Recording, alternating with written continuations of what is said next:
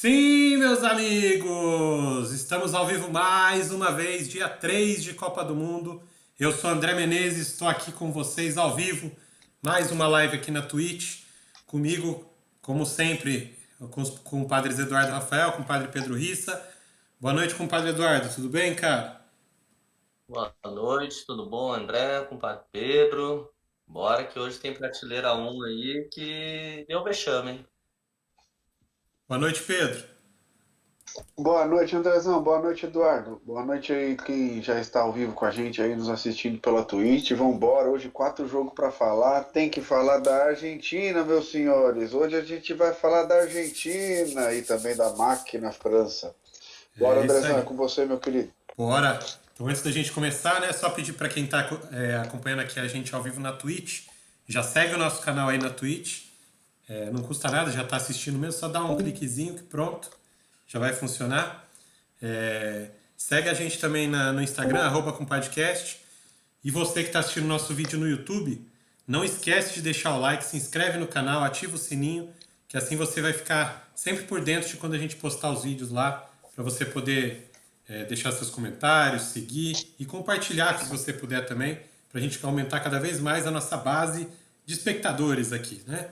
E sem mais delongas, dia 3 de Copa do Mundo, um dia muito agitado, um dia de muita expectativa, porque tínhamos dois dos grandes favoritos entrando em campo no mesmo dia, né? Esse dia 3 que começou um jogo às 7 da manhã, aqui no horário de Brasília, Argentina e Arábia Saudita.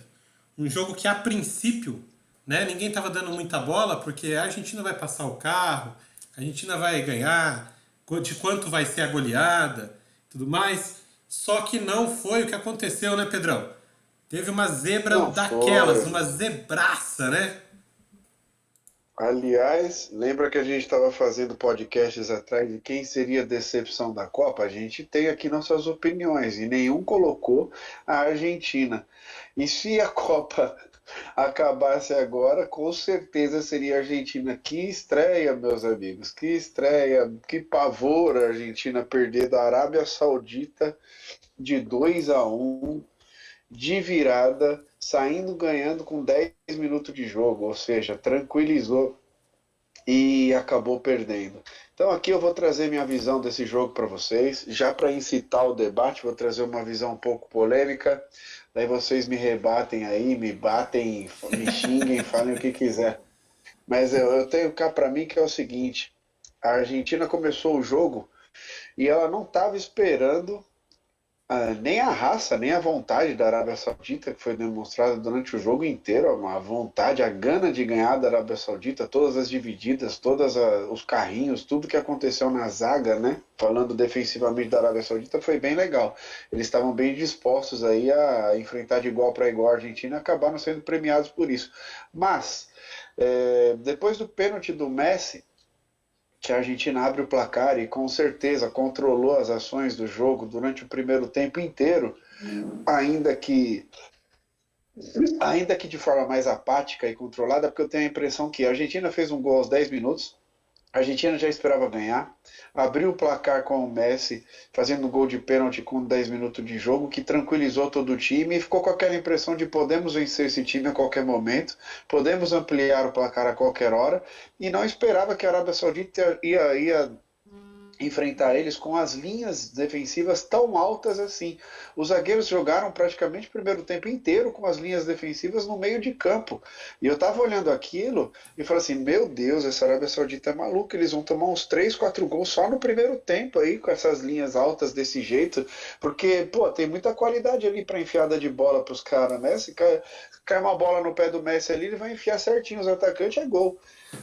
E não deu outra, cara. Teve 3 gols no lado da Argentina no primeiro tempo. Eles conseguiram realmente enfiar essas bolas que eu tô falando, mas não conseguiram vencer as linhas. Aqueles impedimentos que o Eduardo adora, impedimento de meia perna, impedimento de meio braço, De um ombro, impedimento de né? meio cotovelo. De ombro, aquele de ombro foi uma sacanagem, né? Porque o braço já não vale para o impedimento. E você dá um impedimento de 1 centímetro de ombro, que eu sequer enxerguei ombro ali, você anular um gol assim, é complicado. Mas enfim, eu tive essa impressão no primeiro tempo, que a Argentina abriu o placar cedo, ela não estava amassando a Arábia Saudita, mas estava jogando ofensivamente, com volume de jogo, e de forma um pouco apática, mas com a bola e o controle do jogo. A gente pode ganhar esse jogo a qualquer momento. E realmente foram para ataque, fizeram por onde e fizeram muitos gols, né? Todos anulados, mas fizeram. Eu acho que eles tiveram essa mesma impressão que o jogo ia continuar assim após a virada do intervalo, né? Só que não. A Arábia Saudita desceu as linhas. Ela não estava mais jogando com a linha de impedimento lá em cima, recuou seus zagueiros, jogou de uma forma mais ordenada e quando foi para o ataque, ela fez 2 gols.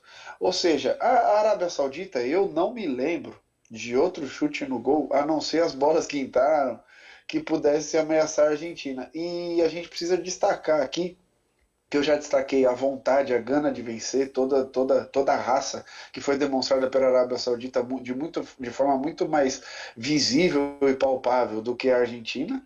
E, além disso, destacar também a competência dos seus atacantes.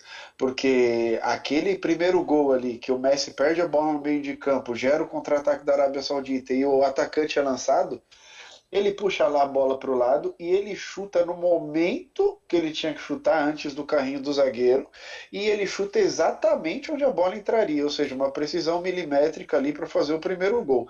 No segundo gol, a mesma coisa.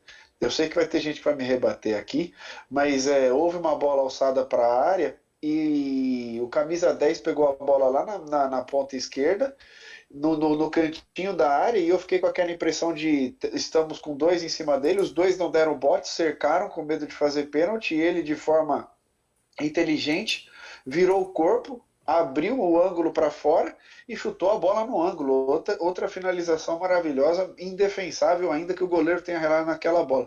A partir daí, com 2-1 no placar, a Arábia Saudita se destacou muito defensivamente.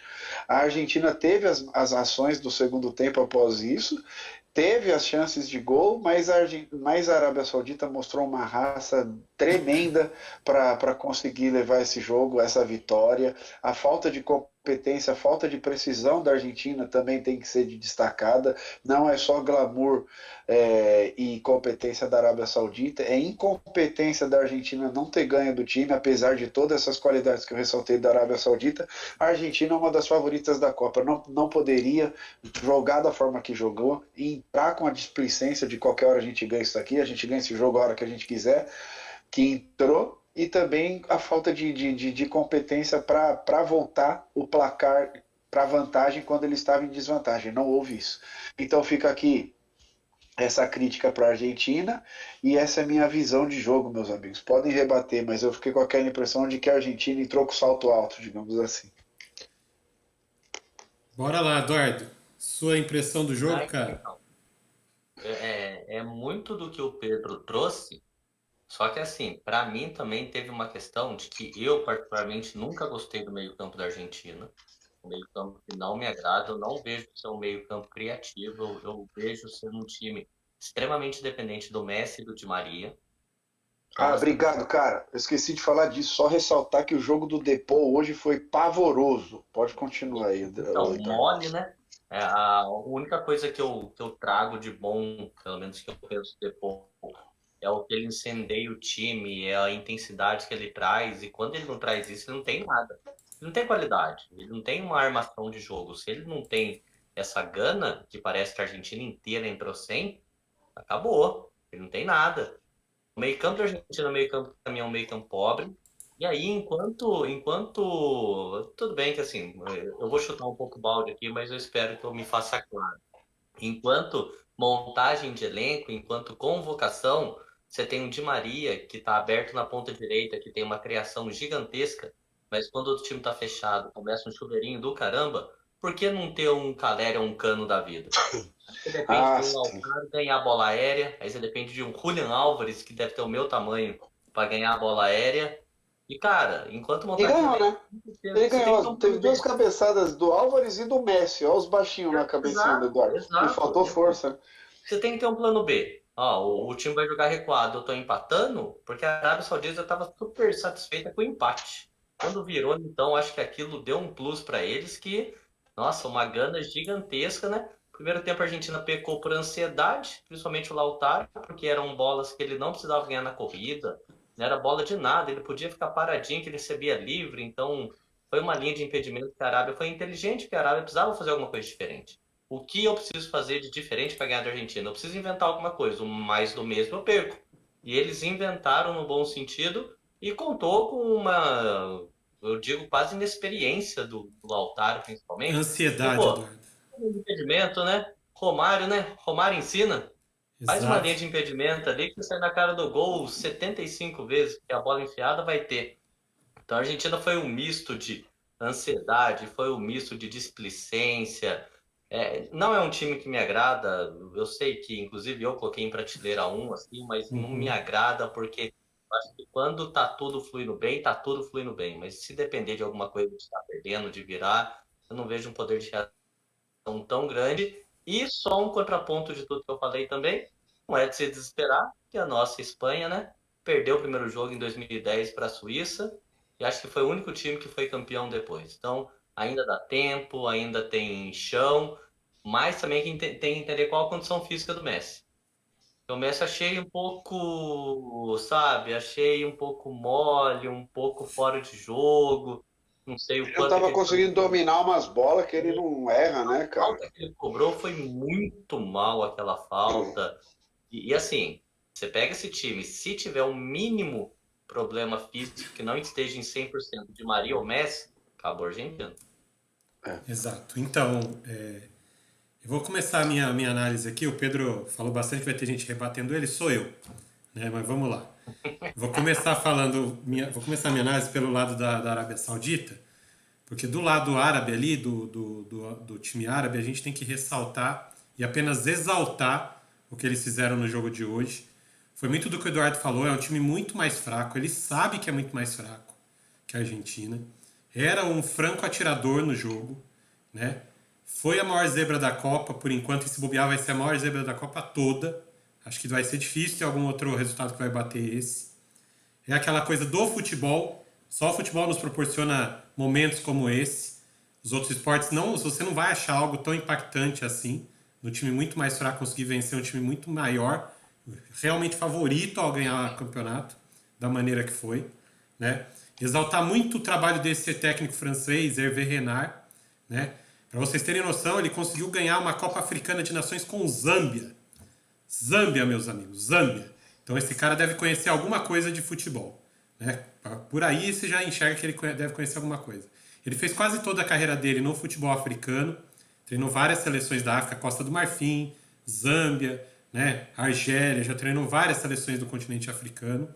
Então, assim, essa parte Ô do jogo. André, Diga, Eduardo. só para citar uma coisa que você está falando do técnico, que eu achei legal, só uma observação. No final do jogo, que até os narradores estavam desesperados para o jogo acabar e tudo mais, que normalmente o técnico fica ali do lado desesperado, pulando, acabando, pedindo o fim do jogo. Achei muito legal observar ele, que ele estava orientando o time dele. Exato, Eu não vi ele em momento nenhum ficar pedindo exato, desesperado para acabar o jogo. Não, ele estava ali exato. focado, orientando o time dele. Achei uma observação legal ali. Sim. É uma postura muito legal. Você vê que ele não é esse técnico que fica reclamando com a arbitragem, que fica se exaltando É, ali do lado de fora. Ele é tranquilo. Então, assim, essa parte do jogo físico que a gente viu muito a Arábia Saudita colocar em prática hoje, com certeza ele trouxe do futebol africano. O futebol africano é basicamente esse jogo mais físico. As seleções africanas gostam desse jogo de impacto, de contato físico, de um encostando no outro e tendo divididas, ganhando as divididas. Por falar em divididas, se você pegar as estatísticas, acho que a Arábia Saudita deve ter ganhado de 90% a 95% de todas as divididas do jogo. Por aí você já vê a vontade que eles estavam, né? Uma intensidade acima, né? Uma rotação acima do que a Argentina entrou no jogo. Né?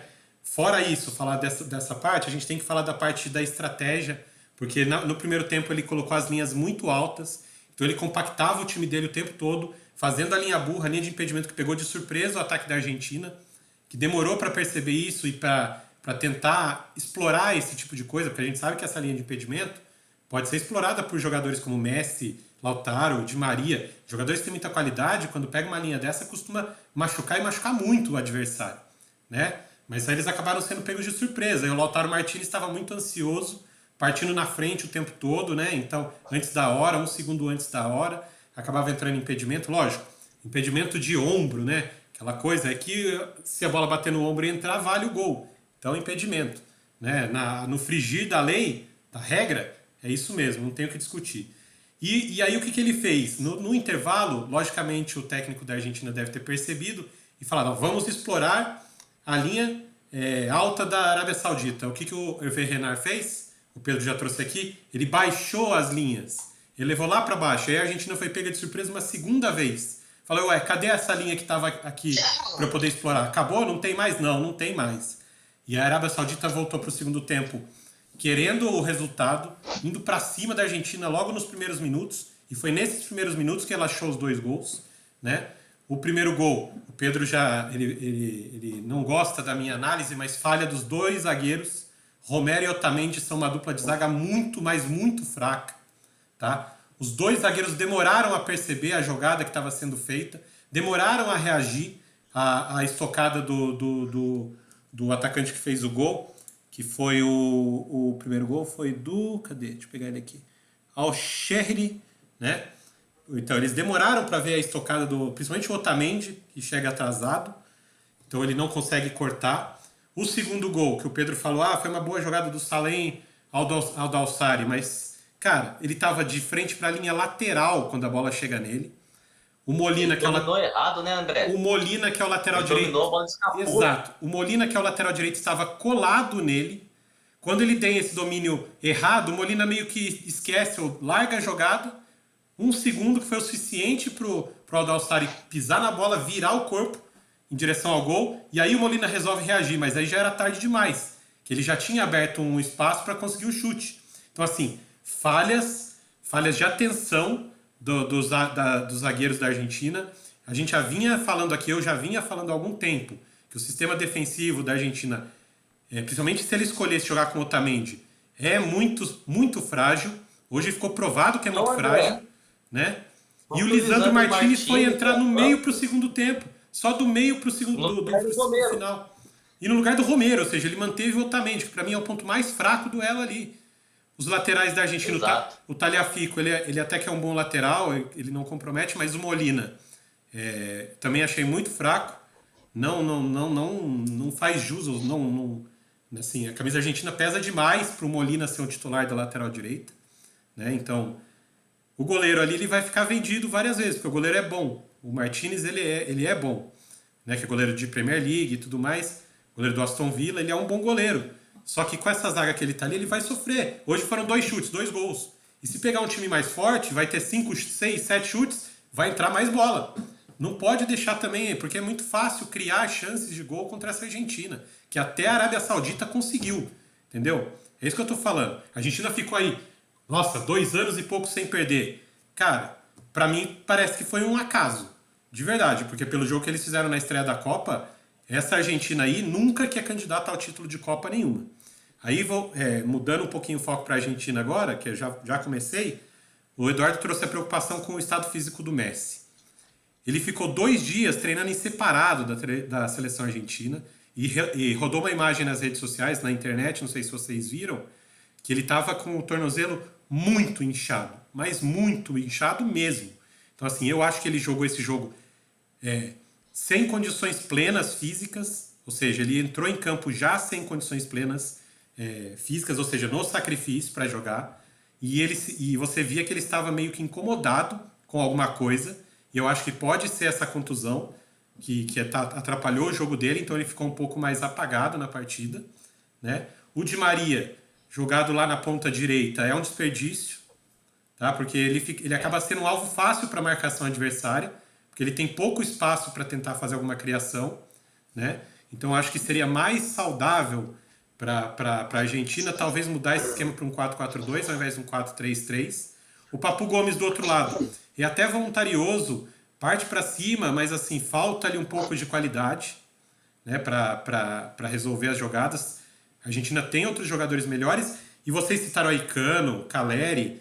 Cano estava lá, né, no Catar assistindo o jogo, né? Se o nosso queridíssimo amigo o Scaloni precisar cortar alguém e convocar, não precisa nem mandar trazer, o cara já tá lá, ó. Só mandar trazer. Quem machucou? Alguém machucou, André, então bora, vamos trazer o Cano. André, diga, Eduardo. Se o Dybala não entra num jogo igual hoje, ele vai entrar quando? Então, é que eu acho que o Dybala é outro que também não está 100% fisicamente, Eduardo. Ele está numa fase final de recuperação de uma lesão muscular que ele teve, né, lá na Roma. Então ele ainda não está 100%. Talvez por isso que ele não tenha sido utilizado nem para o segundo tempo, nem quando a Argentina precisava de mais poderio ofensivo. Mas espera-se que para o próximo jogo, no máximo para o terceiro jogo, ele esteja já totalmente recuperado e à disposição do Scaloni. Nesse ponto, acho que a Argentina está fazendo bem. Porque o Dybala é um jogador que ele sofre muito com lesões, e aí você forçá-lo a tentar voltar um pouquinho antes pode terminar de aumentar a contusão e ele não voltar em jogo nenhum. Então espera mais 2 jogos e aí ele pode ficar à disposição. Agora, sobre o nosso amigo Lautaro Martinez, Esperar né? mais um jogo, a gente não tá eliminado. Não, também não é assim. Também não é assim, porque só para trazer na memória aqui, em 1990, a Argentina também teve uma estreia horrorosa, né, tenebrosa contra Camarões, que foi até o jogo de abertura da Copa do Mundo, perdeu por 1-0, tá? Gol de Omambique, número 7 de Camarões, fazia dupla de ataque com o Roger Milá naquela Copa. E a Argentina acabou se classificando na Bacia das Almas em terceiro lugar, mas chegou até a final da Copa. Então a gente não pode descartar a Argentina ainda, não pode. Mas a Argentina vai ter que fazer alguma revolução nesse time. O Pedro trouxe que a Argentina parecia que entrou de salto alto.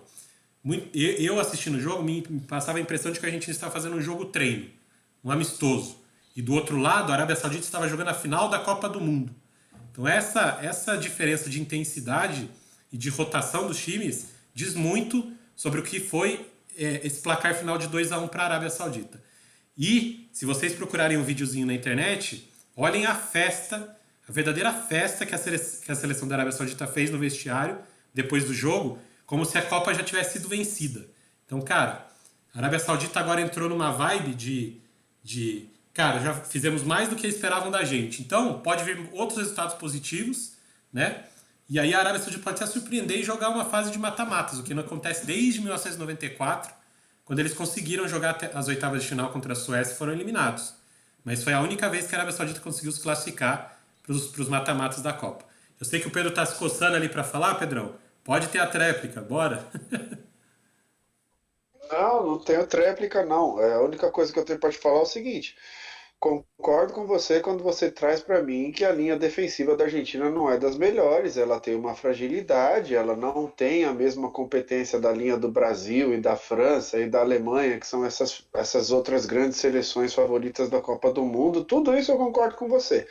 Mas agora, achar que nesse jogo teve falha individual de um desses zagueiros, isso eu não tenho como concordar, porque eu não consigo enxergar ali falhas individuais. Se é o De Bruyne que faz aquele giro no segundo gol e acerta a bola no ângulo, é porque ele é gênio. Se é o Lewandowski que toca a bola para o lado e chuta cruzado ali naquele lugar que o cara da Arábia Saudita chutou e fez o primeiro gol, é porque é o Lewandowski. Eu não consigo não dar o mérito para os atacantes da Arábia Saudita pelas jogadas efetuadas, porque ali é mais mérito do que demérito mais mérito dos atacantes do que demérito dos defensores argentinos, entendeu? Quando vocês trazem que a defesa da Argentina é frágil, o Romero não dá, o Otamendi isso, aquilo, beleza, concordo com tudo isso. Só acho que nesse jogo não teve esse tipo de falha individual comprometedora nos 2 gols que aconteceram. Eu acho que 2 gols para mim foram competência da Arábia Saudita. E que nem eu falei para vocês em off, se a gente fosse criticar alguém por alguma falha, critica o Messi, que perdeu a bola no primeiro gol e gerou o contra-ataque, porque o Messi perdeu a bola, já foi o passe que deu a enfiada para o atacante que fez o gol. Então, assim, foi a jogada sequente. Não é que ele perdeu a bola, a Arábia Saudita foi para lá, para cá, para lá e chegou no gol. Não, ele perdeu a bola e já teve a enfiada para o atacante. Então, assim, se vai criticar alguém, critica o Messi. Só que eu acho que ele está mais errado do que os zagueiros que foram pegos de surpresa por um erro no meio de campo, entendeu?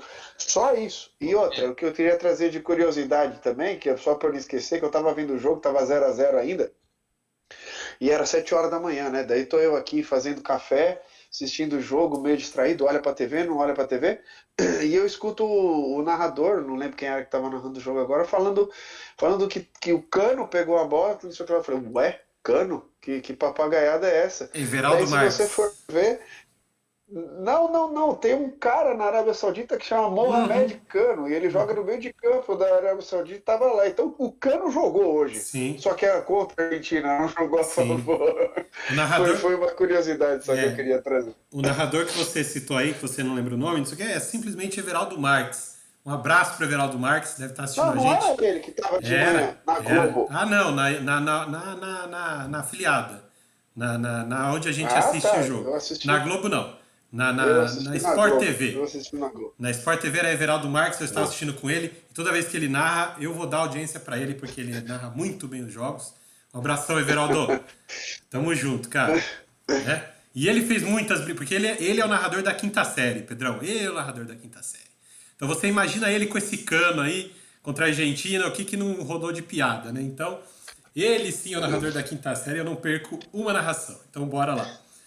Mas é Enfim, isso. Tá, só para concluir, diga, pode Pedrão. ter certeza que tá borbulhando na imprensa argentina esse resultado aí. O país inteiro não está aceitando a situação que aconteceu aí hoje lá na Copa do Mundo e vai vir mudança para o segundo jogo. Você pode ter certeza que por pressão do povo argentino, o técnico vai ter que mudar a escalação. Então Vai ter. vai vir algumas Isso. surpresas aí para esse segundo jogo, tenho certeza. E esse resultado bota uma pimenta gigantesca nesse grupo, que a gente até achava que ia ser mais simples, né? Não tão complicadinho, mas vai ser mais complicado do que a gente imaginava. E a Argentina historicamente adora fazer isso em fase de grupos, né? Adora se Ah, mas que complicar. acabou sendo bom para a Argentina, né, André? Porque as duas outras seleções, agora que a gente vai passar para o próximo jogo, empataram. Então a Argentina continua só dependendo dela. Duas vitórias ela está Sim, classificada. sim. Então vamos passar então para o outro jogo desse grupo, que foi às 4 horas, a 1 hora da tarde, né? O jogo de México e Polônia. São os dois adversários, né? Os dois próximos adversários de Argentina e de Arábia Saudita, né? Foi um jogo que aconteceu, deixa eu só pegar certinho aqui para não falar groselha. Naquele estádio que é o estádio mais inovador da Copa, né? Que é o estádio 974, que é aquele estádio todo feito de containers, né?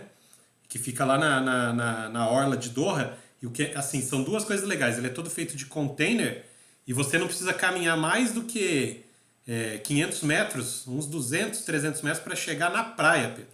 Então o estádio, além de ser feito de container, ele é todo feito, ele é do lado do mar. Então assim, é uma coisa muito, muito assim diferente do que a gente já viu, né, até agora. E depois que a Copa acabar, só para passar para quem está assistindo a gente, esse estádio 974 vai ser totalmente desmontado. E os containers vão ser usados para outras finalidades, né, no próprio Catar, como escolas e tudo mais, que eles vão utilizar esses containers que foram preparados e esses containers são, apesar de serem containers, né, eles são extremamente luxuosos por dentro. Você pode olhar, se você entrar, você vai ver que é muita qualidade, é muito o que o dinheiro não faz, né? Essa que é a verdade. Mas o jogo em si, Eduardo, México e Polônia. Traz a sua visão pra gente desse jogo. Eu sei que teve um jogador que a gente espera muito que falhou na hora H, né? Ao contrário de outro, que a gente sabe que aparece a cada 4 anos e apareceu de novo, não é isso? Mas que eu ia falar, o jogador que a gente contava apareceu, né? Deu um show. Olha, vou te falar uma coisa, meu irmão. O cara, ele treina durante 4 anos e joga no máximo 4 jogos a cada 4 anos aí, viu? Esse jogo O foi 0 a cara pega 0 muito. Você já tinha falado pra gente que ia ser 0 a 0, né, Edu? Ontem mesmo você falou, Eu achei só que ia ser o primeiro. vai ser o primeiro 0. Não foi o primeiro, foi o segundo, mas foi 0 a 0. Ou seja, você já meio que cravou aí pra gente o resultado. Mas foi 0 a 0 por quê, Eduardo? A gente tá falando aqui do Ochoa, do Lewandowski, mas o que aconteceu com os dois? Então, teve um pênalti, né? Um pênalti no Lewandowski, que assim, a gente não fala de arbitragem, então vamos pular essa parte. Contestável ali, mas marcável, enfim. E aí, a gente lembra da frase da onde quando a gente estava falando do jogo ontem, tinha Polônia, tinha México, e aí o Pedro soltou ali já nos 48 do segundo tempo, no apagar das luzes, quando a gente falou do Lewandowski, o Pedro soltou baixinho assim. Aí a fase não tá boa. Então, Uhum, assim, uhum. continua a fase não estando boa, porque bateu o É. pênalti, dizem que pênalti bem batido é gol, né? Mas ele bateu mal também, rapaz. Nossa senhora. Ficou fácil ali se acertasse o canto, é aquele típico pênalti que se você acerta o canto, você pega. E o México teve mais volume de jogo, né? A Polônia surpreendeu por Sim. jogar tão mal. Jogou É, muito mal, muito mal. na Não verdade, tinha eu vou bola, trazer não tinha daqui a chance. pouco o que eu achei desse jogar mal da Polônia, mas bora lá, Dor, continua. Então, não, porque foi muito confuso o jogo da Polônia. É, a gente fala tanto do Milik, de que por que que ele não pode jogar na Juventus. Eu também não É, entendo por que que ele não pode fazer dupla. Assim, eu não sei o que acontece com ele, sabe? por Eu não que sei que se não ele Sempre joga no joga? banco, né? Por que que não joga ele, Lewandowski e Zelinski? Por que que não pode os três então, jogar junto? De onde? Eu não sei, exato, cara. parece que esse futebol mundial tá muito chato com esse negócio de 4-2-3-1, 4-3-3, aonde não pode ter dois dentro da área, sabe? E se você tem dois com qualidade ali, principalmente no jogo hoje estava mais emboscado, que poderia ter um chuveirinho, uma bola aérea mais forte, por que não? Eu senti a Polônia perdida, me surpreendeu o quão mal jogou a Polônia. O México sempre é esse futebol mais leve mesmo. O México fez muito do dele e fez muito que a Polônia deixou que se faz.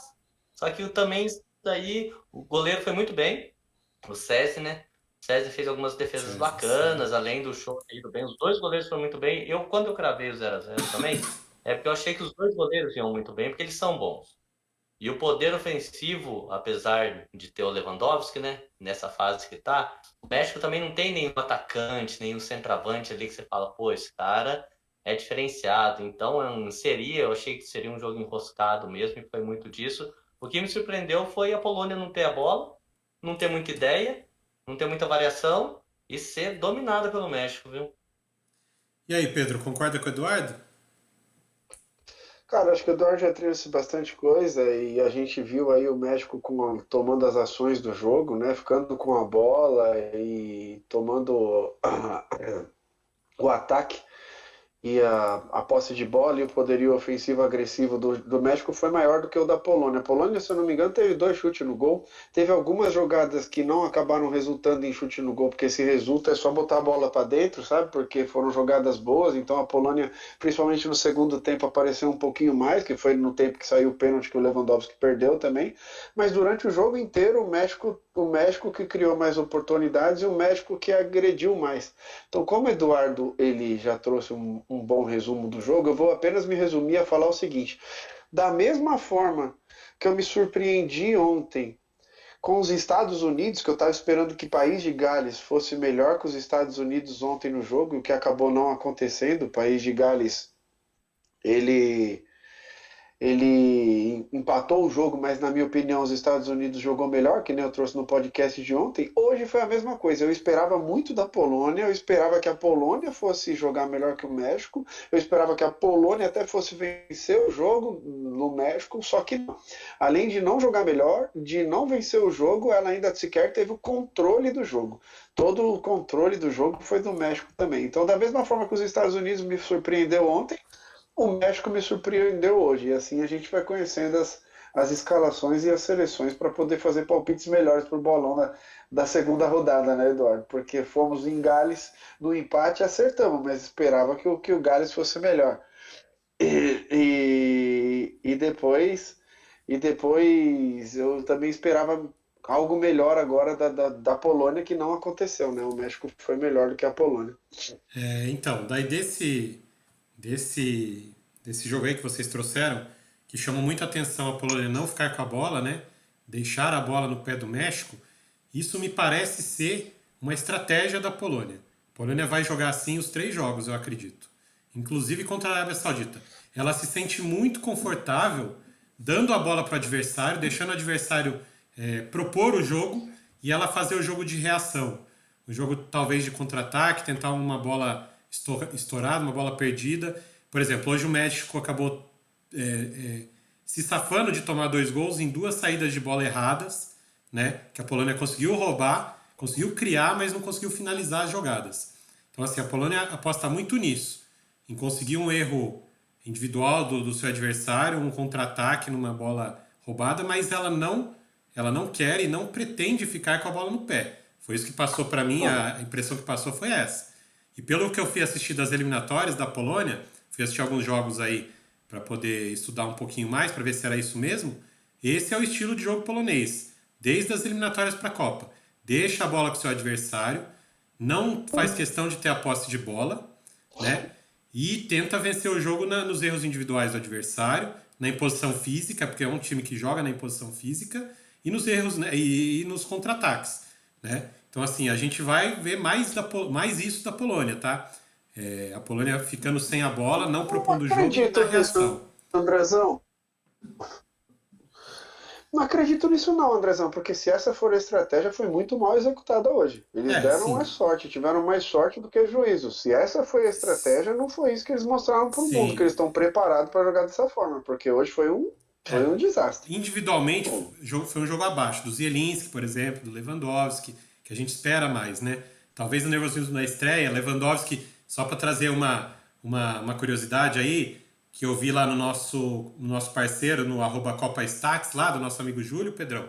Eu vi lá no Instagram Hum, que hum. Lewandowski fez 4 jogos na Copa do Mundo e até agora 0 gols.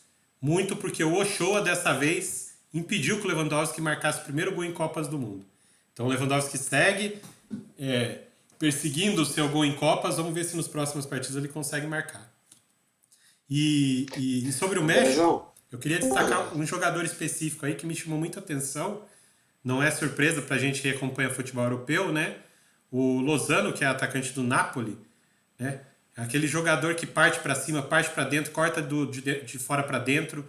Quando ele estava dos dois lados, ele fazia a mesma jogada. Então me chamou muita atenção isso, porque ele me parece ser um jogador que tem facilidade para jogar com as duas pernas. Porque no primeiro tempo ele estava aberto pela direita, cortava para dentro para fazer as jogadas com a esquerda.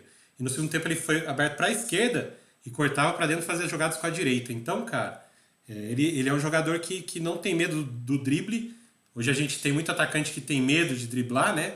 Não é o caso dele. Ele parte para cima mesmo, ele não tem medo de errar o drible, de partir para dentro dos caras. Então, assim, olho nesse Lozano, ele pode ser um bom valor dessa Copa aí. Principalmente para quem não costuma acompanhar muito futebol, como muita gente que assiste só a Copa do Mundo, que só vai assistir agora, fala, nossa, esse cara é bom.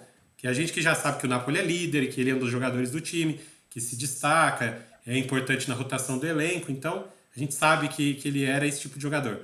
Mas, né, na seleção do México ele tem uma importância ainda maior, que aí ele é o cara do desafogo, né? Quando o México precisa segurar a bola no ataque, precisa dar um descanso lá para a linha defensiva e tudo mais, é nele a bola. Então, assim, olho nele que eu gostei bastante, acho que ele vai render bem nessa Copa do Mundo.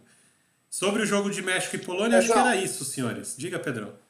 é isso, daí teve esse empate Zero no a zero. grupo C, que é o grupo da Argentina, e ficou tudo aberto aí nesse grupo C, embora a Arábia Sim, Saudita esteja em primeiro no momento, eu não acredito que ela vai ter outros jogos tão fortes com esses dois times que restam, que é o México e a Polônia, e a Argentina só depende dela ainda para se classificar. Fechado esse grupo C, a gente passa para o grupo D, né, Andrezão? Que é outra decepção, sim. 0-0, Zero a Dinamarca zero. e Tunísia hoje. E eu queria perguntar para o Eduardo e depois passar para você, o que você achou da Dinamarca, Eduardo? Porque, olha, eu te falei, ó, só uma leve introdução. Se ontem eu estava acreditando no país de Gales e os Estados Unidos jogou melhor, hoje eu estava acreditando na Polônia e o México jogou melhor, como é que eu estava acreditando na Dinamarca, mas eu sou obrigado a falar que a Tunísia jogou melhor, é isso mesmo? Você bateu minha carteira. Quando você puxou o que você esperava, tudo mais, falou da Polônia, eu falei, eu vou começar a Dinamarca com isso. Ah, desculpa, mas é que Rapaz, assim, é isso mesmo, cara, tô porque brincando. não, é só isso que meu olho viu. Eu achei que a Tunísia jogou melhor. Eu falei assim, meu Deus, gol Muito. anulado e tudo. Isso, fora o meio do segundo tempo para frente, que aí parece que a Dinamarca acordou, parece que a Dinamarca viu que estava empatando e não estava ganhando de 5-0.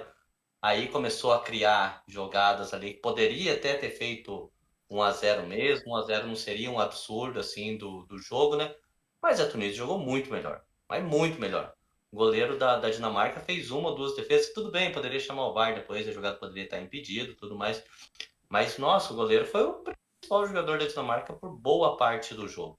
A Tunísia me surpreendeu. Surpreendeu por, assim, a impressão que a gente tem, né, que os times mais simples, né, tá vindo com uma vontade muito maior do que os ditos favoritos dentro de cada jogo.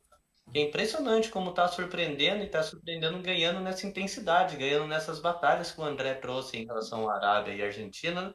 E a Tunísia engoliu a Dinamarca. Então, não sei se a Dinamarca também se assustou com o começo do jogo, não esperava aquilo, demorou para reagir. Não dá para explicar o que a Dinamarca não teve do controle do jogo. Dá pra Quando você tá explicar vendo assim, ali, Du. mano. Né, então, a espécie de Tunísia e Dinamarca, branco e vermelho, tem hora que você se confunde até para saber se a Dinamarca não era outra.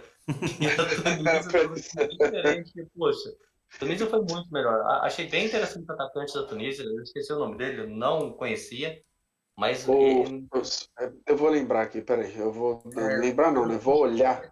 Mas eu sei alguma coisa, você vai o ver. desmarque dele Gebali, eu achei que era Sebali, mas é Gebali, né? é muito O legal. carequinha barbudo. Isso, o que ele dá opção para receber bola, correndo um pouquinho antes, tudo mais, beleza.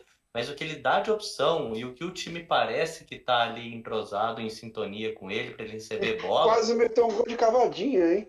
Então, mano, numa defesaça, né? Uma defesaça ali. E ele fez o que dava para fazer, não foi graça, né? É o É. recurso que ele Recurso. tentou usar do que era possível.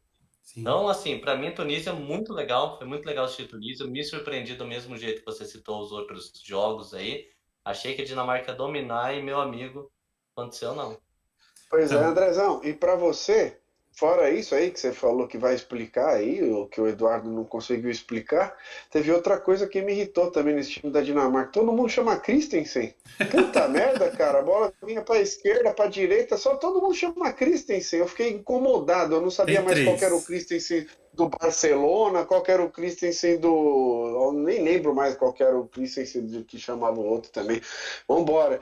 Agora, falar dessa brincadeira aí, Andrezão, por que, que você acha que tem explicação esse empate horroroso da Tem, Dinamarca aí tem para a Tunísia? explicação por um erro tático do treinador da Dinamarca. Ele entrou na partida, se vocês pegarem para ver o esquema que eles entraram num 3-5-2, a Dinamarca, com três zagueiros. Só que, do outro lado, a Tunísia entrou num 4-1-4-1. Então, assim, tinha três zagueiros da Dinamarca, contra apenas um atacante, que era o Gebali, da Tunísia, que vocês já destacaram aí, né? E aí, o que acontecia? A Dinamarca tinha dois jogadores sem utilidade, que essa linha de três zagueiros ali, eles realmente ficavam atrás. Diferente do que aconteceu, por exemplo, com a Holanda, em que o De Ligt foi liberado para poder subir e participar das ações ofensivas, na Dinamarca os três zagueiros eram três zagueiros mesmo. Eles não subiam, só ficavam ali, né? E isso durou até, deixa eu só ver o tempo da alteração aqui, Eduardo, só porque daí você trouxe no segundo tempo, aquela coisa toda, mas só para passar o tempo certinho. Aí quando o treinador percebeu, e aos 20 minutos do segundo tempo ele tirou o Kjaer para colocar mais um homem de meio campo, né? Que nesse caso foi o Jensen, aí sim a Dinamarca passou até o controle das ações da partida, né? Que é o que você trouxe, que foi no meio do E segundo o tempo Eric para frente. ficou mais solto, né? Exato. Por quê? Porque aí ele percebeu, só que ele demorou muito para perceber, ou seja, foi um tempo inteiro, mais 20 minutos do segundo tempo, para perceber que ele tinha dois jogadores sem função no campo. Então, efetivamente falando, o que acontecia dentro de campo? A Tunísia estava jogando 9 contra 7 da Dinamarca. E aí, com dois jogadores a mais para marcar, a Tunísia estava fazendo a festa ali, roubando a bola o tempo todo. A Dinamarca não encontrava os espaços. O Eriksen encaixotado na marcação do meio de campo, né? Então, quando ele faz a alteração de tirar um zagueiro e aí voltar para uma linha, recuar um pouquinho os alas para a linha de lateral e liberar o Eriksen para jogar solto, ou sem aquela obrigação de ficar naquela posição, a Dinamarca melhorou um pouquinho no jogo. Não melhorou muito, mas melhorou um pouquinho.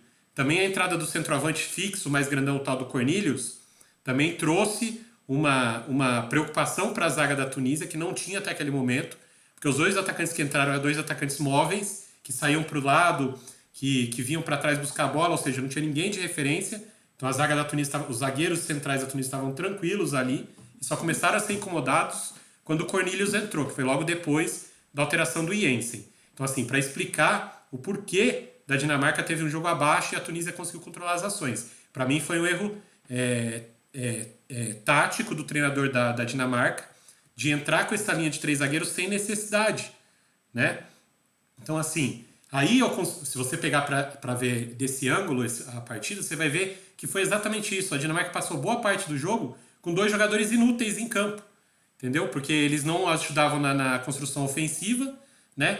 E também não tinham tanta função defensiva porque só estava o nosso amigo centroavante lá da Tunísia, sozinho lá para brigar com eles. E mesmo sozinho ele ainda conseguia se fazer, né? Ainda tinha mais isso. Vale. O Gebali, mesmo sozinho, ele conseguia se fazer, porque ele conseguiu ter algumas chances ali, essa de cavadinha mesmo, que vocês citaram, que o Schmeichel conseguiu fazer a defesa ali, aliás, uma baita defesa dele, né? Então, assim, esse erro tático do treinador da Dinamarca que foi determinante para esse jogo terminar em 0-0. Se ele tivesse visto isso antes, tivesse feito a alteração antes, até no intervalo mesmo, talvez a Dinamarca tivesse mais chance de ter vencido a partida, na minha visão. Já pro lado da Tunísia, é só enaltecer e exaltar mais um time que demonstrou uma disposição, uma correria, uma intensidade acima do seu adversário, mesmo sabendo que o adversário, em teoria, é mais forte, tem mais qualidade, né? A Tunísia encarou o jogo, falou, já que a gente é mais... não tem tanta técnica, a gente não consegue encarar na bola, vamos encarar na vontade, vamos ter mais vontade que eles. Talvez contaminados pelo que a Arábia já tinha feito de manhã, né? Logo no primeiro jogo, né? Imagina a preleção do treinador da Tunísia. Tava com a faca e o queijo na mão ali, né? Pra deixar os jogadores. Tá vendo? Os caras correram mais que os argentinos. Os caras ganharam todas as divididas. Ganharam o jogo. Se a gente fizer a mesma coisa, a gente também vai ganhar. Então, assim, é aquela coisa de que, né? Não precisa ser muito gênio para saber o que falar pros jogadores nessa hora, né? E do lado da Dinamarca, a Dinamarca foi muito mal por causa desse erro. E sobre os nomes, Pedro, são 3 Christensen, tá? É que um se escreve diferente. Um é com K. Os outros 2 são com CH. Nossa senhora, ninguém merece. Todo mundo chama Christensen nesse time aí. E ó, só para concluir esse jogo aí, apesar dos pesares aí, eu ainda acho que teve um lance do Rosberg, que joga no Tottenham, meio campista do Tottenham, que ele deu um elástico no lateral direito da Tunísia e invadiu a área. E eu achei com toda a força que aquele lance foi pênalti. A gente não fala de arbitragem aqui, mas eu só queria destacar que ele deu um elástico lindo, igual aquele Alá Romário no Amaral, quando fez aquele gol no Corinthians. Mesmo. Ele deu um elástico parecido com aquele, na mesma faixa do campo, e foi invadindo ali pela linha de fundo, e foi extremamente claro ali que ele foi derrubado e foi ignorado tanto pelo juiz quanto pelo VAR, aquele lance ali. Não entendi o que aconteceu. Mas então, segue o jogo, Pedro, meu amigo. Vamos falar da grande potência aí do dia. Peraí, Pedro. Então, só para terminar, já que você trouxe essa parte, mais uma coisa que eu estou percebendo na arbitragem da Copa, que é o VAR menos intervencionista, né? Ele em lances assim, em que o juiz fez o árbitro fez uma avaliação do lance em campo, em que ele tinha totais condições de enxergar e ver o que aconteceu, o VAR tá meio que ficando quietinho, sendo menos intervencionista. Diferente, por exemplo, do lance do pênalti para a Argentina, só para citar um lance aí, que o VAR também chamou e foi marcado pênalti, né? Aquele lance, o árbitro não viu o que aconteceu, não sabia o que tinha acontecido, foi no escanteio, né?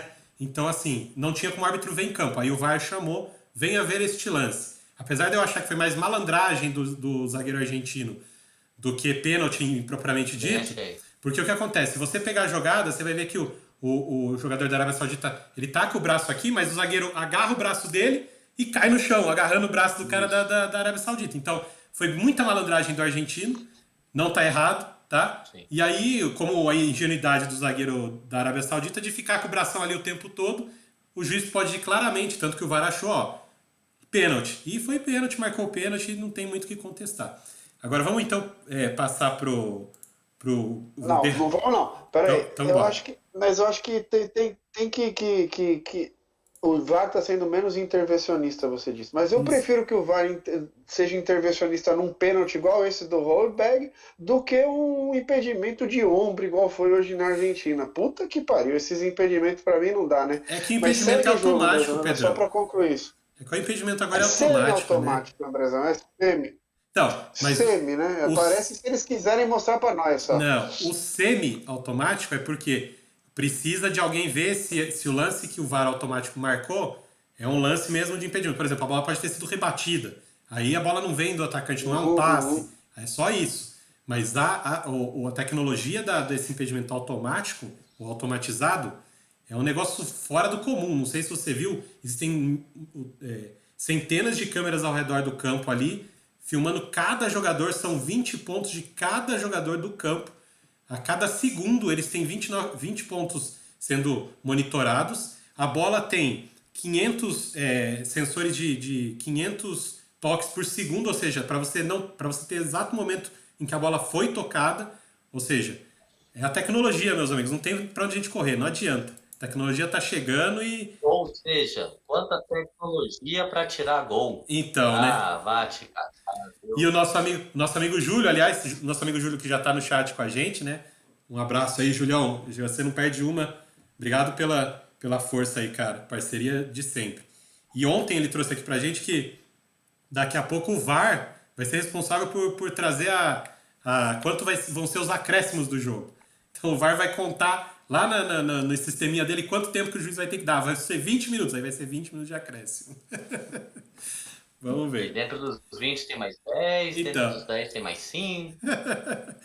Enfim, hoje teve menos, né? Hoje os árbitros foram um pouquinho mais comedidos nos acréscimos. Não teve 17, 14, mas teve 10.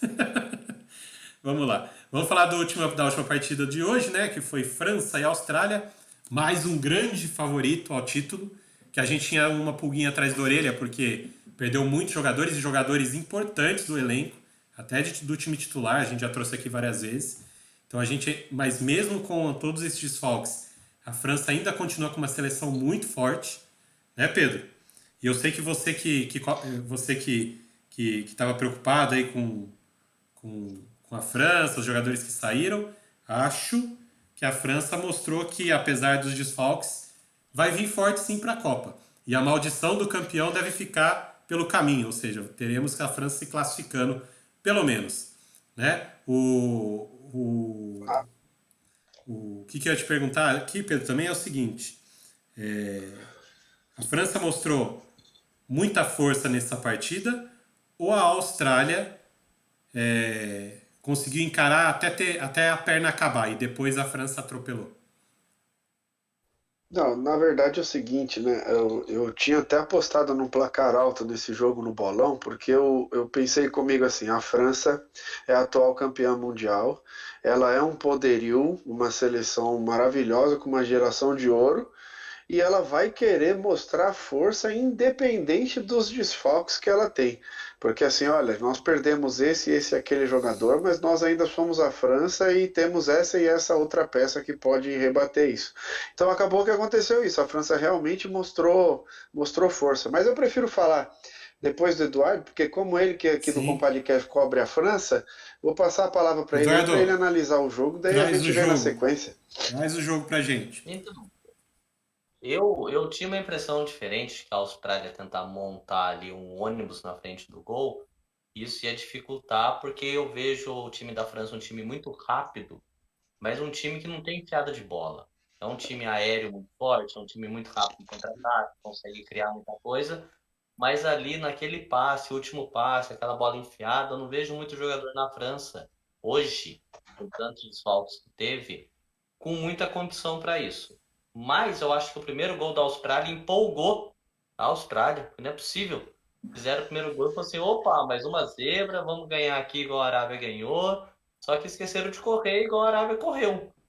Porque, ou a França engoliu nisso também, né? Talvez a França tenha igualado nisso também, talvez a raiva de ter tomado o primeiro gol, né? Talvez essa raiva motivou mais ainda o time da França a marcar em cima, mas a Austrália tentando sair jogando de uns jeitos que eu falei: meu Deus do céu, o Diniz tá treinando a Austrália, não é possível. Então, a França demonstrou uma força muito legal de reação. O Giroud, pô, assim, me entendam agora. Benzema é a bola de ouro. Não tô discutindo a falta que ele faz. Mas o Giroud é muito bom. O Giroud é um Ibrahimovic piorado. Faz umas jogadas meio É malucas. muito piorado, né, cara? Não, tá no estilo. Estilo ali onde joga, tenta uns malabarismos, tentou um voleio. Ele é cara de fazer gol de 2-1 nos acréscimos. Ele funciona. O ponto é esse, ele não vai criar jogadas. Mas ele funciona ali para o que precisa. E a França tem muita gente para armar, então na função dele ele não vai mal. Então o Benzema você cai um pouquinho ali o tamanho da falta que ele pode fazer. Agora o meio-campo me preocupa, porque o meio-campo, quando eu olhei a escalação da França, achei que a França vinha muito ofensiva, até confundi, né? Falei lá, a gente tá falando em off, achei que o Theo Hernandes que ia entrar e entrou o Lucas, mas o time Aí você melhorou acertou, muito. cara. Você acertou, porque o Lucas se machucou com 10 minutos, entrou até e jogou o jogo inteiro. E Senhores, jogou muito. Eu É, Senhores, rapidinho, só aqui no nosso chat, o nosso amigo Júlio, por isso que eu dei risada, porque eu não aguentei. Ele colocou assim, o Eduardo falou que o Giroud é o Ibrahimovic piorado. Ele colocou não, que o Giroud é o próprio Giroud piorado. Mas, ó, o Giroud ele acabou de igualar o Henry, Ó, maior artilheiro da história da França, 51 gols. Então, assim, o Giroud, ele funciona. Funciona, o torcedor do Milan que o diga. Então, só que o meio-campo, como tá falando, que me preocupa um pouco, porque eu achei o time muito ofensivo. Muito ofensivo. Para jogar contra a Austrália, beleza, tinha que ser mesmo. Tinha que jogar lá em cima, porque eu achei que a Austrália ia jogar recuado, você tem que ter armação de todos os lados. Mas quando você pega o meio-campo com Griezmann e Rabiot para enfrentar um time no tiroteio, me preocupa. Me preocupa o que vai ser dessa França aí enquanto marcação, porque principalmente se o Lucas Hernandes também parece que ele tem até risco de não jogar exato. o resto da Copa. Então o Theo Hernandes joga muito bem, mas a França vai ter que jogar em cima de qualquer adversário. Porque o contra-ataque contra ela vai ser algo muito perigoso, porque o próprio Tchouaméni, que é o cara Sim. para ficar ali, mas Tchouaméni, Kanté e Pogba é uma coisa. Tchouaméni, Griezmann e Rabiot é outra, porque ele também gosta de subir um pouquinho. Ele não é um Casemiro puxando pro Real Madrid, né?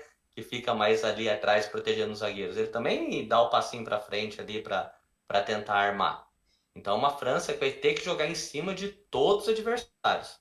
Tem elenco para isso, tem time para isso, tem time para dominar a bola ali, dominar o jogo. Talvez um tiroteio contra qualquer um aí. E o jogo de hoje funcionou, porque ele criou muito mais do que fez gol até. O Mbappé um pouco ansioso, né? Desesperado para fazer um gol. O primeiro lance que ele resolveu tocar a bola foi aquele calcanhar dele quando o Rabiot tomou a bola. Ele viu que se ele tocar de primeira funciona muito bem, né?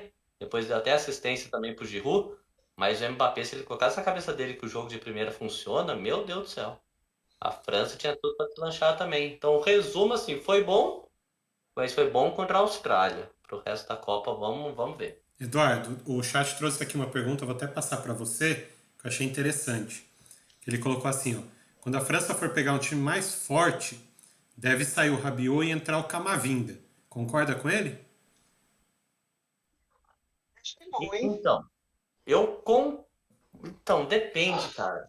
Porque assim, o Camavinga é muito novo. Ele é muito novo, muito novo. A preocupação no Real Madrid é até a vontade nele em marcar e ele recebe muito cartão.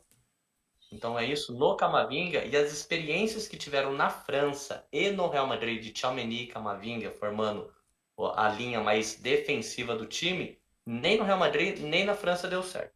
Mas eu entendo a pergunta porque o Camavinga é mais recuado do que o Rabiot.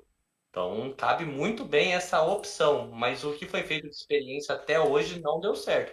E aí Sim. que preocupa quando o time for atacado. Ô Pedrão, Bom, ô eu só acho que Pedrão, com essa escalação, Andrezão, que a gente tem agora, desse jogo de hoje, que veio com a linha de 4 no meio de campo, Tchouaméni, Rabiot e Griezmann, né, um pouco mais à frente, e daí na linha de 3 atacantes, Mbappé, Giroud e Dembélé, Dembélé e o Mbappé, um de cada lado, Giroud centralizado e o Griezmann chegando de segundo atacante, meio armador, certo? Se você for pegar uma seleção com poderio ofensivo bem forte mesmo, se você for enfrentar um Brasil, uma Alemanha, uma Argentina, essas coisas, eu não acho que essa substituição Rabiot para o Camavinga faz mais sentido na minha cabeça do que Griezmann para o Camavinga ou qualquer outra coisa nesse sentido. Porque você reforça o seu meio de campo se você deixar Rabiot, Camavinga e Tchouaméni. Você deixar o Griezmann ali com 4 atacantes e continua 4 sem marcar, cara. Na minha cabeça é isso, entendeu? E outra, só uma cutucada aqui hoje, que antes da França fazer o gol, o jogo na Globo, nosso amigo comentarista Caio Ribeiro falou que o Rabiot não pisa na área, Eduardo. Que o Rabiot não pisa na área, que ele não tem gás por ser muito defensivo, ele fica sem gás para entrar na área. E a Eu nossa não sei que jogo do preocupação é Rabiot, outra, né? eu não sei que jogo do Rabiot que ele tem visto, não sei se ele assiste campeonato italiano, porque o Rabiot faz gol toda a rodada. Rabiot faz gol dentro da área toda a rodada. E depois que ele falou isso, menos de 5 minutos depois, o Rabiot roubou a bola, entrou na área e deu o gol pro Giroud. Não, antes disso ele Ele tinha fez feito o três. gol. entrou na área, cabeceou e fez o gol. Daí as pessoas podem até falar, não, mas era uma falta lateral, era um escanteio, sei lá, por isso que ele estava na área. Beleza. 5 minutos depois ele roubou a bola, entrou na área, driblou todo mundo e só rolou pro Giroud fazer o gol. Então, pelo amor de Deus, vai comentar de um jogador em específico, comenta certo. Se não sabe, fica quieto, porra. Pô, Ô, Caião, Pedro, Ô, Caião, ô, Pedro, pô, deixar um recado pro Caio aqui, Eduardo. Ô, Caio, cola na gente aqui, Caio. Aí você vai bem. Cola na gente aqui que você não vai errar mais. Pelo Cola com amor o de Deus. podcast, Caio. Falar, Estamos te esperando aqui, falar, Caio falar, Ribeiro. falar que o Rabiot não pisa na área. O Rabiot não pisa na área, Andrezão. Tá de sacanagem, né, cara?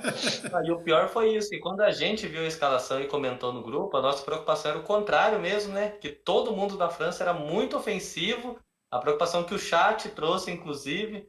Então todo mundo aqui preocupado com uma coisa e o nosso Caião falando o contrário. Que fase! Então, gente, aí Bom, mas é isso, sim. o que eu tenho para são duas perguntas agora que eu quero fazer para vocês. A primeira, Lucas Hernandes, que parecia ser a primeira opção para lateral e ala esquerda ali, se machucou. Foi um lance sozinho, não sei se vocês viram o lance, não foi nenhuma Transformou, pancada. né? Isso, não foi nenhuma pancada, não foi nada ali. Na hora que ele foi travar a perna para tentar fazer a marcação no leque, na jogada do primeiro gol do jogo, do primeiro gol da Austrália, parece que o pé dele prende na grama e aí tem aquela torçãozinha chata, aquela coisa que pode ter uma lesão até mais séria ali, né, Eduardo? Então ele não deve retornar. E com o Theo Hernandes, a gente sabe que não tem esse poderio defensivo, né? É um lateral que é quase um atacante, parecido com o Nuno Mendes de Portugal, né? Que o poderio ofensivo é muito, muito grande, mas ali atrás ele tem que ter uma proteção, senão você acaba tendo sofrendo um pouquinho por ali. Aí a pergunta que eu faço para vocês é, na quase certeza do Lucas Hernandes ficar de fora e o Theo Hernandes ter que jogar ali, né? O que a França tem que fazer para se resguardar e não sofrer por aquele lado direito do ataque, esquerdo da defesa ali? Hein, Eduardo? Então, foi o que eu trouxe, assim, que eu acho. A França vai ter que ter o domínio do jogo contra qualquer adversário. A França vai ter que marcar lá em cima contra qualquer adversário. Porque qualquer contra-ataque armadinho, a França vai sofrer. Porque não é só o Theo Hernandes, né? Quando a gente fala aí, o meio-campo que a gente citou aqui agora é uma preocupação Mas, também. Du, Então a França tem que ter o domínio da bola contra todo sim, mundo. ok. Mas fora de cogitação, mudar para um esquema de 3 zagueiros? Ah, eu acho que sim, André, porque toda eliminatória foi assim, também não contava com perder, né? Kanté, Pogba. Aí a gente discute uma outra coisa, né? O Kimpembe foi convocado? Foi, mas se machucou, Não né? foi. Não, ele foi. Ah, então eu Ele se confundi, desculpa, achei lesionou, que não né? tinha. Ele se lesionou. Foi um dos lesionados. Então, tá. Que a França tem uma lista gigante de lesionados, né? Então, porque ali tinha que ter um militão, um cara que faz a zaga e a lateral, né? Porque nessa hora o Mendy, lembrei, Mendy lateral esquerdo também. Ele é um cara que pode jogar de zagueiro. Ferlan, Mendy, já que tem tanto Mendy no futebol, né? O Ferlan Mendy, o lateral esquerdo do Real Madrid, que ele também ele fecha bem ali a zaga. Ele poderia ser um coringa desse time. É, Então, agora preocupa. E ele é tem. mais defensivo. Sim, sim. Existe a possibilidade de, se for realmente uma lesão mais séria, mais grave, da França poder convocar alguém para o lugar, né? Então, se for constatado, aí pode ser que o Mendy entre aí no radar, porque aí é um lateral mesmo, um lateral, zagueiro. Então aí pode sim fazer essa função, né?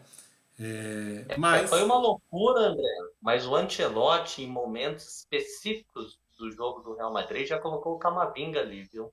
é, Mas mas, momentos muito específicos então isso que eu ia ali. falar, não dá para contar o tempo todo, né? E Não. aí, Pedro, a pergunta que eu quero fazer para você é a seguinte: até que ponto, pelo que a gente viu dos adversários desse grupo, a França tem a sua, não digo nem a classificação, mas a liderança desse grupo até com 9 pontos ameaçada? Ou pelo que a gente viu, não vai ter ameaça nenhuma? E olha, não vai ter ameaça nenhuma. Pode ficar tranquilo que a França vai ser a máquina mortífera desse grupo aí, com lateral direito, com lateral esquerdo, sem lateral direito, com mais um corte, porque só para trazer para vocês, Lucas Hernandes teve rompimento do ligamento, Então tá? Então pronto, já tá aí ó. fora da Copa do Informação. Mundo. Então pronto. Já tá fora da Copa do Mundo. E quem vai jogar vai ser o irmão dele. O irmão dele hoje demorou para entrar no jogo, mas entrou frio, estreia de Copa do Mundo, errou uns passe besta, Ele fez umas quase deu um gol pra merdinhas Austrália, defensivas. né? É, É isso. Mas depois de 20 minutos em jogo já tinha dado o cruzamento pro Rabiot, que o Rabiot fez o gol ali, foi na cabeça do Rabiot, daí ele entrou no jogo, deu aquela assistência, daí ele se sentiu mais confortável e foi o Theo Hernandes que a gente vê no Milan, né? Daí ele jogou muita bola. Eu acho que a França não tem que se preocupar com esse lado esquerdo não, do Theo Hernandes, André, para te falar bem a verdade, eu acho que tem que ser mais ofensivo mesmo. A França vai propor o jogo contra todo mundo na Copa do Mundo, se você for parar para pensar. E quando ela não for propor o jogo, seja que chega contra uma Argentina, contra o Brasil, contra uma Alemanha, ela vai jogar de igual para igual. E se você de alguma forma quiser reforçar ali no terceiro zagueiro, puta cara, eu acho mais fácil o Deschamps entrar com 5-3-2 do que com um 3-5-2, para te falar a verdade. Porque daí ele mete o Saliba ali nessa linha aí com os dois outros zagueiros que Sim. jogaram hoje ok. e fica mais fácil. Mas e essa questão do reforço, eu acho que vai ser essa sacada do Griezmann que eu falei Isso, anteriormente também, isso. entendeu? Aí você Acho que vai coloca ali ser o essa sacada do Camavinga. Griezmann. Isso, que aí você põe o Isso, Camavinga ali e adianta o Rabiot também ele contribui na marcação. E são dois que podem contribui. jogar do lado esquerdo. Então você coloca o Camavinga ali do lado para cobrir um pouco o Rabiot e o Tchouaméni do outro lado, dá esse equilíbrio que a França precisa. E Ó, você tem o Camavinga, o Tchouaméni e o Rabiot ainda, você não tem mais nenhum meio armador, nenhum segundo atacante, que é o caso do Griezmann, mas você tem os três volantes que sabem jogar, três volantes modernos, né? sim. Camavinga, Tchouaméni e Rabiot. Então não compromete. Pô, a França é uma máquina, cara, de verdade. Porque o que ficou mais impressionado, porque eu fiquei mais impressionado hoje? A França tomou um gol por mérito da Austrália. A Austrália estava jogando bem no começo do jogo. Só que o que mais foi interessante é ver o poder de reação que a gente citou aqui. A França foi a única seleção até agora que mostrou um poder de reação incrível. Em nenhum momento aquele gol abalou ela, em nenhum momento ela achou que aquilo lá ia mudar o jogo dela, tanto que ela não jogou diferente porque tomou o gol. E foi um atropelo, cara. Então, assim, a França hoje mostrou para que veio, cara, de E verdade. É um puta de nação. uma coisa que a gente criticou aí várias seleções, né? Principalmente quando jogava com o adversário mais fraco, a França não baixou a intensidade dela hora nenhuma. Tanto que a gente falou do Mbappé estava desesperado para fazer um gol, mas o que o rapaz estava correndo, se esforçando, ele estava procurando o jogo. Então a França, ela foi muito, muito, muito bem nessa parte que a gente criticou várias seleções, ela foi muito intensa. E é assim, igualou a intensidade, eu digo até mais, ela superou a Austrália em intensidade. Ah, e um abraço. Ó, Tá bom. o nosso chat aqui trouxe uma observação importante que a gente deixou escapar aqui. Com o Theo Hernandes na esquerda, o Pavar automaticamente passa a funcionar quase como um terceiro zagueiro, né? Você pode ver que Sim, ele não sobe mais para deixar o ataque pelo lado esquerdo, né? Então aí talvez você já tenha uma solução, sem precisar mexer no esquema. Realmente, o Pavar tem essa condição de jogar até é um fechando como um lateral mais terceiro zagueiro defensivo, né? e tudo mais. Então ele tem essa Isso, no Bayern condição. ele joga numa linha de três. Exato, então ele sabe fazer essa função, então dá para resolver com o time que está em campo. Né? Dependendo de como essas coisas funcionarem, você resolve. E Pedro, só mais uma para você. Foram 3 gols de cabeça da França hoje, no 4-1. Coincidência? Coincidência isso ou apenas algo fortuito? Ou a França realmente tem um poderio aéreo para os outros times terem que se preocupar com isso, cara? Não, cara, poderio aéreo tem, né? Porque você tem o Rabiot pisando na área, viu, Caio? Você tem o Rabiot pisando na área com 2 metros de altura e ele é super bom de cabeça. Você tem um atacante matador 9 tradicional, que é o Giroud, que também vai muito bem de cabeça. E para quem acha que o Mbappé não sabe cabecear, meu Que amigo, hoje a golaço, né? enfiada de bola do Dembélé, hoje a enfiada de bola do Dembélé foi um baita de um cruzamento do Dembélé, tudo bem, mas ele foi na medida, uma cabeçada daquela raspelada que atacante do bom sabe fazer, entendeu? Então, assim, você tem jogada de cabeça e gol de cabeça na França porque você tem infiltrações pela ponta, cara. Então, você tem o Dembélé infiltrando e fazendo cruzamento, você tem o Mbappé infiltrando e fazendo cruzamento, e você tem o Theo Hernandes infiltrando e fazendo cruzamento. Então, os gols de cabeça vão sair nessa seleção da França, sim, cara. E pode esperar mais gol de cabeça. Só que da França você pode esperar tudo. Você pode esperar gol de cabeça, você pode esperar 1-2, você pode esperar triangulação, você pode esperar jogada individual, você pode esperar chute de fora da área. Por isso que eu falo que a França é uma máquina. O poderio ofensivo ele é diverso. Isso aí. Pedrão, chama a Marília Gabriela pra nós aí, pra gente falar dos jogos de amanhã, cara. Bate bola, papum. Segundo dia, quarto dia, primeira rodada da Copa do Mundo. Boa! Abração pra Marília Gabriela. Sensacional, Pedro. É isso aí. Bora lá. Amanhã, mais um dia cheio de Copa do Mundo. 4 jogos também, como foi hoje. Então, se você gosta de Copa do Mundo, você gosta de futebol, mais um dia para você ficar vidrado na frente da televisão, igual os meus filhos estão fazendo. Para minha surpresa, Eduardo. Para minha surpresa, os moleques estão vidrados em Copa do Mundo. Que beleza. Manu também. Manu Aí, ó. chegou hoje e perguntou como foram os jogos. Viu? Vamos aproveitar para trazer essa molecada para o futebol. O futebol não pode morrer. Eles têm que ver que o futebol continua sendo aquele esporte. Bora lá. Amanhã o dia começa com os atuais vice-campeões do mundo, abrindo os trabalhos. Marrocos contra a Croácia. Pedrão, vou começar com você. Croácia é muito favorita, Marrocos pode surpreender? Cara, tá tendo umas surpresas legais aí nessa Copa do Mundo, né? Já foi o terceiro dia de surpresa aí, né? Terceira surpresa aí que a gente tem.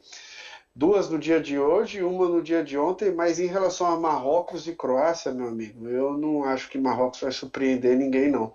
Eu aposto na Croácia, sim. A gente tem o Modric por lá. E embora você ache que ele está em decadência, Andrezão, ele não tá, não, tá? E amanhã ele vai te mostrar como ele é zica, Bora, tá? bora. Pode apostar na Croácia, pô. Bora. Isso aí. Às 10 horas da manhã, a gente segue para um jogo de mais um favorito aí. Talvez não tão favorito quanto França, Argentina e Brasil até a Copa começar, mas a gente sabe que toda vez que a Alemanha tá quietinha, ninguém fala muito da Alemanha, é a hora que ela aparece, né, Eduardo? Alemanha e Japão. O que a gente pode esperar dessa partida aí? Então, eu espero que a Alemanha entre bem, eu espero que a Alemanha entre concentrada, eu espero que até esse momento de Copa do Mundo tenha sido uma lição para todos os favoritos, para todos os times teoricamente grandes aí, para que entenda o que está sendo a Copa do Mundo, né?